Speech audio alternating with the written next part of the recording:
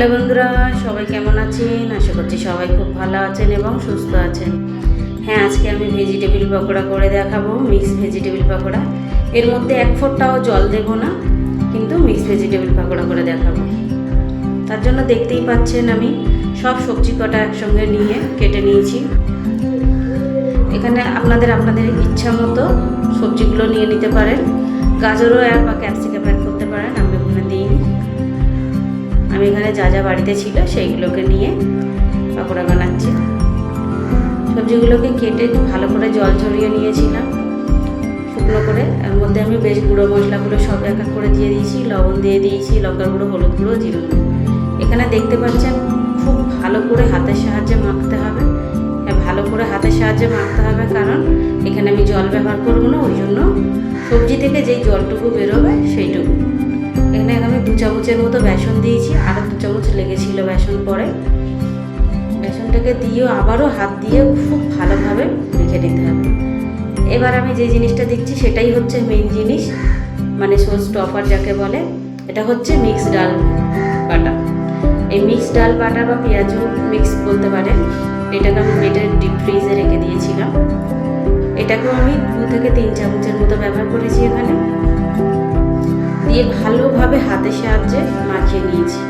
এই কাজটা খুবই ভালো করে করতে হবে। এবার আমি শেষে আরেকটুখানি লবণ দিয়েছি। হ্যাঁ, ওই মিক্সটার মধ্যে একটু লবণও দিয়েছিলাম যখন হাত দিয়ে মাখাচ্ছিলাম। এবারে আপনারা যে যেমন খাবেন, ছোট ছোট টিকিয়া আকারের বা গোল গোল মতো পেঁয়াজের শেপ করেও নিয়ে নিতে পারেন। আমি এইভাবে সবকটা গোল গোল করে শেপ করে রেখে দিচ্ছি।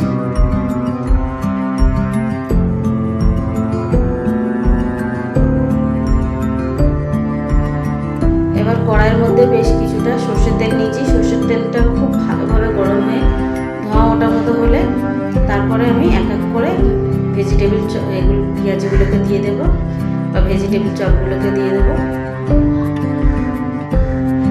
দেখতে পাচ্ছেন এক এক করে আমি যে কটা ধরবে সে কটাই সব দিয়ে দেব।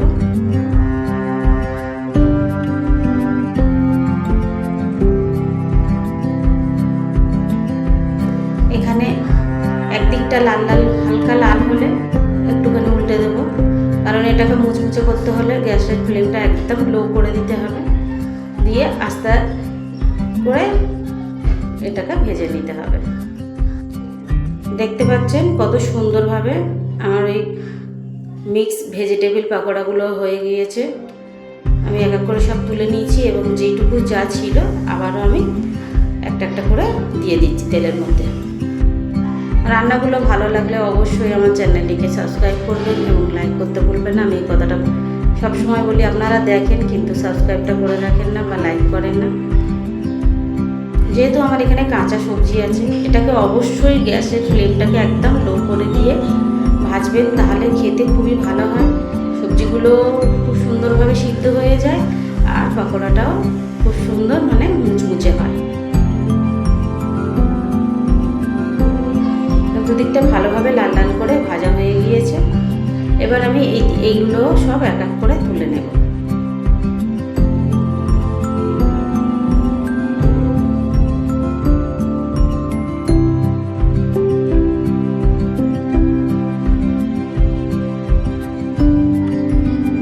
এবার আমি সব একসঙ্গে ভালোভাবে তেলটাকে ঝরিয়ে তুলে নেব।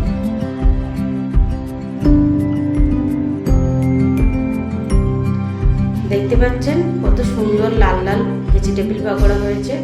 খেতেও কিন্তু খুব দারুণ হয়েছিল। Thank you.